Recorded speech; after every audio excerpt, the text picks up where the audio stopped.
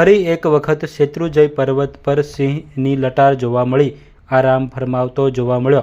મંત્રી અર્જુન મોઢવાડિયાએ શેર કર્યો અદ્ભુત વિડીયો. સૌરાષ્ટ્રની પવિત્ર ભૂમિ અને જૈન તીર્થધામ પાલિતાણામાં ફરીવાર વનરાજના દર્શન થયા છે, જેમાં શેત્રુંજય ડુંગર પર માતાજીના મંદિર પાસે સિંહે ધામા નાખ્યા હોવાનો વિડીયો વાયરલ થયો છે.